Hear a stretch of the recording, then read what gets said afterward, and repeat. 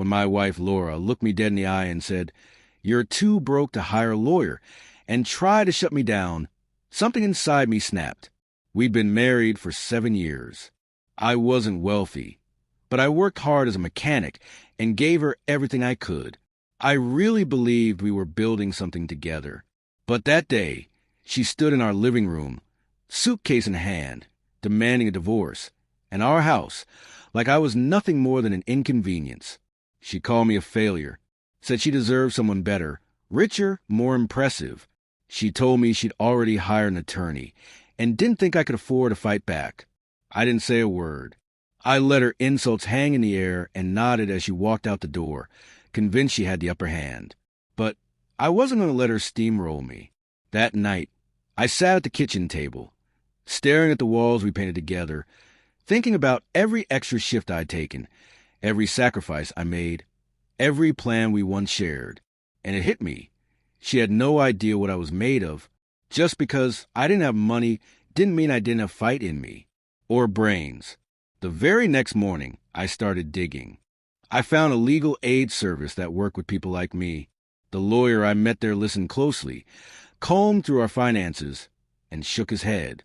"She's got no real case," he said. "She can't just take it all." For the first time in days, I felt like I could breathe. Through the legal process, Laura pulled every manipulative move in the book. She tried to paint me as a lazy husband who never pulled his weight.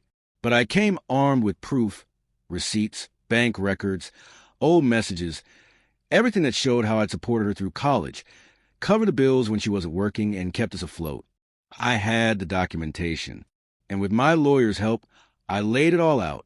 When we finally stepped into court, she looked smug, dressed to impress, confident she had it in the bag. But the longer the hearing went on, the more her face changed. My lawyer dismantled every lie with solid evidence. Every accusation she made fell apart under scrutiny. She hadn't expected me to show up prepared. By the time the judge delivered the verdict, Laura looked shell-shocked. Not only did she lose her claim to the house, but the court ordered her to cover part of my legal expenses.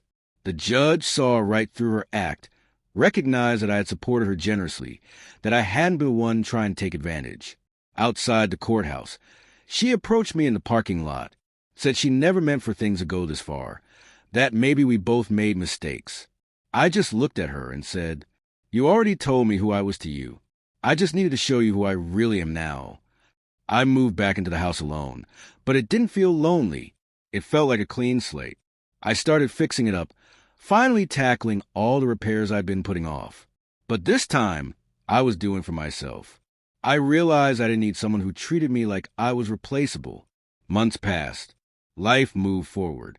I earned a promotion, built new friendships, even started dating again. I still wasn't rich, but I had peace, and I had self-respect. And those things no amount of money can buy. Laura's words used to replay in my head. "You're too poor to stop me." Now they drive me. I wasn't too poor. I was underestimated. And I prove her wrong, not with bitterness or rage, but with quiet strength. In the end, losing her was the best thing that could have happened, because I found myself again. And this time, I'm not letting anyone take that from me.